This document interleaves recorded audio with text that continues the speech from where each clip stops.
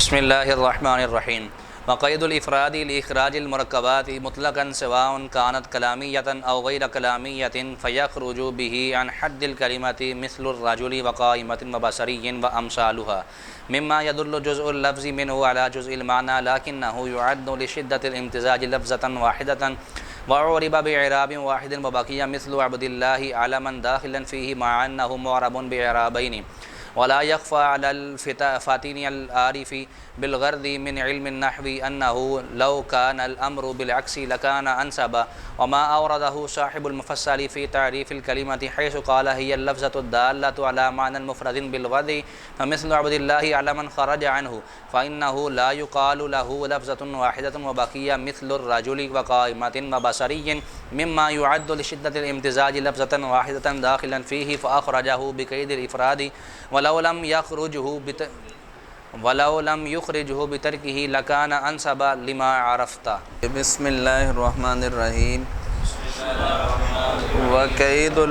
وقید الافراد لاخراج المرکبات مطلقا سواء كانت کلامیۃ او غیر کلامیۃ. الکلمۃ لفظ وضع لمعنی مفرد. لفظ مفرد میں ترکیبی تین احتمال پڑھنے کے بعد اب یہاں سے وقید الافراد لاخراج المرکبات سے غرض شارح جامی مفرد ان کی قید کا فائدہ بیان کرنا ہے کہ مفرد ان کی قید کے ذریعے سے کلمہ کی تعریف سے مرکبات نکل گئے، خواہ وہ مرکبات کلامیہ ہوں یا چلو وقید الافراد لاخراج المرکبات مطلقاً، اور مفرد ان کی قید مرکبات کو نکالنے کے لیے مطلقاً، خواہ وہ مرکبات کلامیہ ہوں یا غیر کلامیہ ہوں. اس کے بعد شارح جامی فرماتے ہیں فَيَخْرُجُ بِهِ عَنْ حَدِّ الْكَلِمَةِ. یہاں سے علامہ شارح جامی کی غرض سے ایک اعتراض کا دینا ہے. اعتراض یہ ہوتا ہے کہ جو آپ نے کلمہ کی تعریف کی ہے لفظ وضع لمعنی مفرد، یہ تعریف اپنے افراد کو جامع نہیں اور دخول غیر سے. اب دیکھیں جامع کیسے نہیں، جامع اس طرح نہیں کہ الرجل قائمۃ بصری، یہ تینوں جو ہیں کلمہ ہیں. کیا ہے؟ کلمہ ہونے کی دلیل یہ ہے کہ ان پر اعراب ایک آتا ہے، ان کے اندر کلمہ کی علامت پائی جاتی ہے، وہ کیا؟ اعراب کا ایک ہونا. لیکن جو کلمہ کی آپ نے یہ تعریف کی ہے، یہ تعریف اس پر فٹ نہیں آ رہی. وہ اس طرح کہ اس میں لفظ، ان میں لفظ کی جز معنی کی جز پر کیا کر رہی ہے؟ الف لام کس پر؟ تعیین پر. کس پر؟ تعیین پر. اور رجل مذکر من بنی آدم پر، مذکر من بنی. اور قائمۃ معنی اشتقاقی جو ہے قیام، اس پر. کس پر؟ معنی اشتقاقی کھڑا ہونا، اس پر. اور تانیث پر. بصر یہ ایک شہر پر، ایک. اور یا جو اس شہر کی طرف منسوب ہے اس پر، یا نسبت پر. تو اس میں چونکہ لفظ کی جز معنی کی دلالت کر رہی ہے، لہٰذا یہ کلمہ کی تعریف ان پر فٹ نہیں آتی. سمجھ آ گئی؟ کلمہ ہے لیکن کلمہ کی تعریف ان پر فٹ. جی دوسرا دیکھیں لفظ عبداللہ. کلمہ کی تعریف دخول غیر سے معنی بھی نہیں ہے. عبداللہ جو ہے یہ کلمہ نہیں ہے.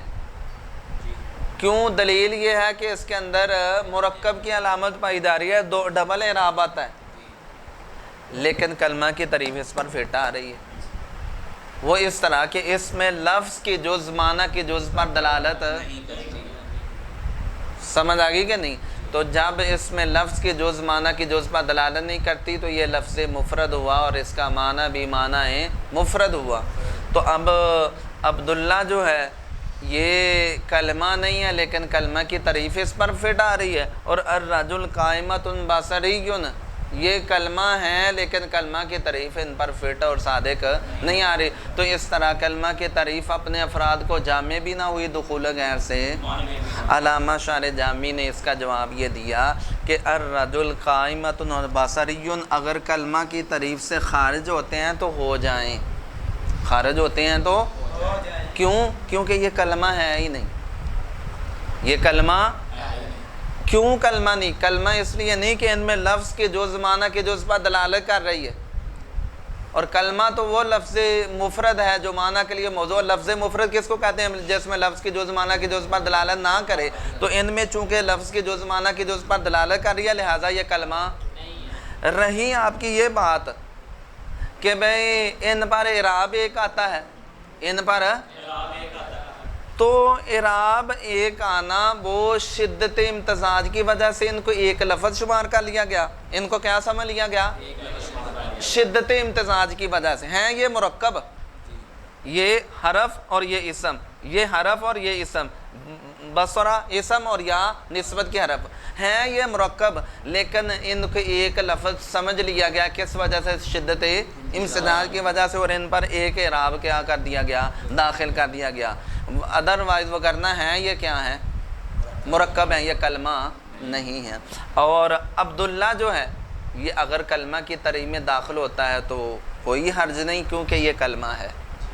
اور دلیل کیا ہے؟ دلیل یہ ہے کہ اس میں لفظ کی جز معنی کی جز پر دلالت رہا جی آپ نے کہا اس پر ڈبل اعراب آتا ہے جو کہ کلمہ کی علامت نہیں بلکہ مرکب کی علامت ہے، تو اس کا جواب ہم یہ دیتے ہیں کہ عبداللہ تو نام بنا ہے نا، نام سے پہلے بھی تو دونوں جزوں پر الگ الگ اعراب تھا، تو علم میں وضع سابق کا اعتبار ہوتا ہے، اسی کا اعتبار کرتے ہوئے اس پر الگ الگ ڈبل جو ہے دونوں جزوں پر کیا آیا؟ اعراب آیا۔ بلے پڑھ گیا جی۔ اب ترجمہ دیکھیں،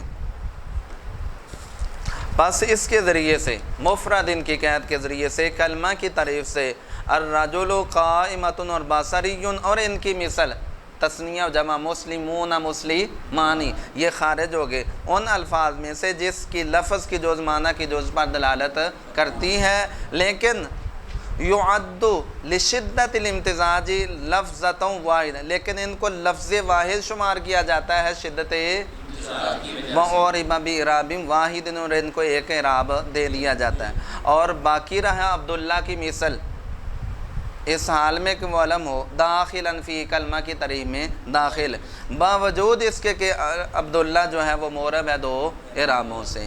چلیے جی آگے دیکھیں، یہ مٹائیں جی۔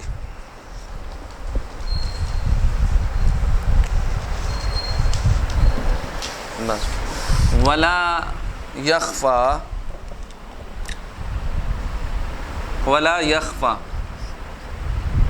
اس عبارت سے غرض شارح جامی ولا یخفا سے ماتن مصنف قافیہ پر اعتراض کرنا ہے، ماتن پر کیا کرنا ہے؟ اعتراض کرنا ہے۔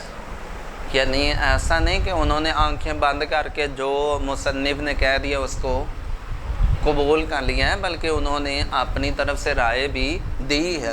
اچھا، اعتراض یہ ہوتا ہے کہ علم نحو کی جو غرض ہے اگر اس کو دیکھا جائے، کس کو؟ علم نحو کی غرض کیا ہے؟ لفظ عربی کے احوال کی معرفت معرب اور مبنی ہونے کی حیثیت سے۔ کس حیثیت سے؟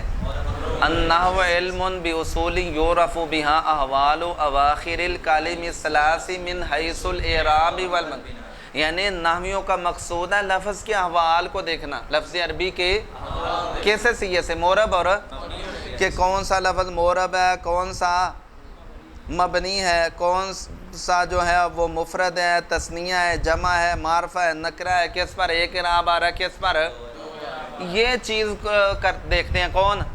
نحوی۔ لہٰذا اس کو مد نظر رکھتے ہوئے شارح جامی فرماتے ہیں ماتن کو چاہیے تھا الرجل قائمۃ اور بصری کو کلمہ میں رکھتے، کلمہ کی تعریف میں اور کلمہ میں داخل کرتے، کیونکہ ان کے آخر میں اعراب اور عبداللہ جو ہے اس کو کلمہ سے کیا کرتے؟ خارج کرتے، کیونکہ نحوی معنی کو نہیں دیکھتے، کس کو دیکھتے ہیں؟ لفظ کو۔ لیکن آپ نے کیا کیا؟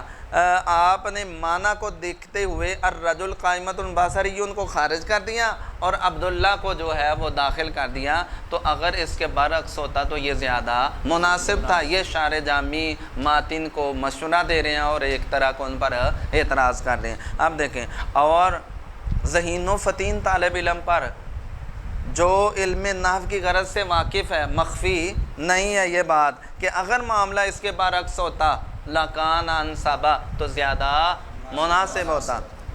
آگے جی اس کے بعد دیکھیں، مٹائیں جی ولا یکفا وما اوردہ صاحب المفصل وما۔ اب یہ عبارت علامہ شارح جامی یہاں لے کر آئے اور آگے انہوں نے شارح جامی نے کلمہ کی تعریف کو نقل کیا، وہ والی تعریف جو صاحب مفصل نے کلمہ کی تعریف کی۔ وہ کیا؟ ہی اللفظۃ الدالۃ علی معنی مفرد بالوضع، مفرد شارح جامی یہاں وہ والی تعریف لے کے آئی جو جار اللہ زمخشری نے مفصل کے اندر کی ہے۔ کس کے اندر؟ اب ان کا کوئی مقصد ہے یہاں نقل کرنے کا؟ مقصد کیا ہے؟ علامہ قابلی نے ذکر کیا۔ علامہ قابلی فرماتے ہیں ثم الغرض من نقل عبارت صاحب المفصل بقولہ لفظۃ دالۃ علی معنی مفرد بالوضع اشارۃ الی انہ ینبغی للمصنف ان یذکر التعریف الذی ذکرہ صاحب المفصل۔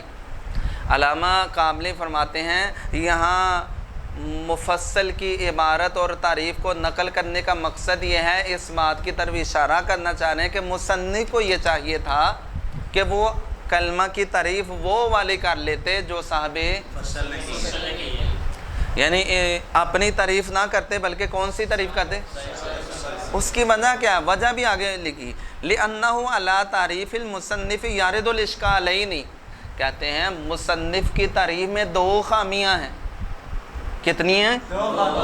جبکہ صاحب مفصل کی تعریف میں ایک خوبی ہے اور ایک تو بہتر نہیں ہے جس کے اندر ایک خوبی ہے اور ایک خامی اس کو لے لیا جائے بنسبت اس کے جس میں ہیں ہی صرف دو جس میں ہیں ہی دو خامیاں، جس میں ہیں ہی۔ اچھا اب صاحب مفصل کی تعریف میں خوبی کون سی ہے اور خامی؟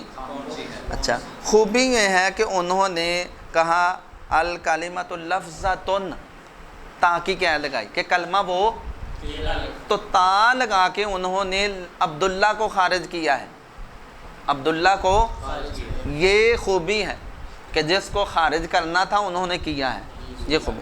اور خامی کیا ہے؟ خامی یہ ہے کہ انہوں نے الرجل قائمۃ اور بصری کو مفردن کی قید سے خارج کر دیا، مفردن کی۔ اگر شارح یہ قید نہ صاحب مفصل مفردن کی قید نہ لگاتے اور الرجل قائمۃ بصری کو کلمہ میں رہنے دیتے تو یہ زیادہ بہتر تھا۔ یہ ان کی تعریف کے اندر کیا ہے؟ خامی ہے، جبکہ مصنف کی تعریف کے اندر دو خامیاں۔ کتنی خامیاں؟ ایک تو انہوں نے کہا الکلمۃ لفظ، کلمہ وہ لفظ ہے، تا نہیں لگائے، انہوں نے عبداللہ کو داخل کیا جس کو خارج کرنا تھا، عبداللہ کو داخل کیا کلمہ میں جس کو۔ نمبر دو، انہوں نے مفردن کی قید لگا کے الرجل قائمۃ بصری کو نکال دیا جس کو داخل کرنا تھا۔ سمجھ آ گئی کہ نہیں؟ جس کو کیا کرنا تھا؟ تو دو خامیاں، ایک جس کو خارج کرنا تھا عبداللہ کو اس کو خارج نہیں کیا، اور جن کو خارج نہیں کرنا تھا ان کو مفردن کی قید لگا کے کیا کر دیا۔ تو یہ دو خامیاں ان کی تعریف میں، لہٰذا بہتر یہ تھا کہ اس صاحب مفصل والی تعریف یہ ایک مصنف کیا دے رہے ہیں اپنی طرف سے ماتن کو مشورہ دے رہے ہیں۔ اب دیکھیں ترجمہ، اور وہ جس کو صاحب مفصل نے ذکر کیا کلمہ کی تعریف میں، حیث قال، اس حیثیت سے کہ صاحب مفصل نے کہا ہی لفظۃ الدالۃ علی معنی مفرد بالوضع، کہ کلمہ وہ اکیلا لفظ ہے جو دلالت کرنے والا ہے ایسے معنی پر جو مفرد و وضع کے ساتھ۔ پس عبداللہ کی مثل جب علم ہو تو وہ اس سے خارج ہو جاتا ہے، کیونکہ عبداللہ کو لفظ واحد نہیں کہا جاتا، اور الرجل قائمۃ و بصری اور ان کی مثل جن کو شدت امتزاج کی وجہ سے ایک لفظ شمار کیا جاتا ہے وہ اس میں داخل رہے، وہ اس میں فاخرجہ، پس جار اللہ زمخشری نے ان کو خارج کر دیا افراد کی قید کے ذریعے، مفرد ان کی وَلَوْ لَمْ يُخْرِجْهُ بِتَرْكِهِ لَكَانَ انصبا، اگر جار اللہ زمخشری مفرد ان کی قید کو ترک کرنے کے ساتھ ان کو خارج نہ کرتے، مفرد ان کی قید کو ترک کر کے ان کو نہ نکالتے کلمہ سے تو لَكَانَ انصبا، تو یہ زیادہ مناسب تھا، زیادہ اچھا تھا، اس وجہ سے جو تم پہچان چکے۔ وجہ یہی ہے کہ نحوی کی جو غرض ہے وہ لفظ کے احوال ہوتے ہیں، کیا ہوتے ہیں؟ اور لفظ کے احوال کو اگر مد نظر رکھا جائے تو پھر جو معاملہ ہے وہ اس کے برعکس ہونا چاہیے تھا۔ الرجل قائمۃ بصری کو داخل کرنا چاہیے تھا کلمہ میں، اور عبداللہ کو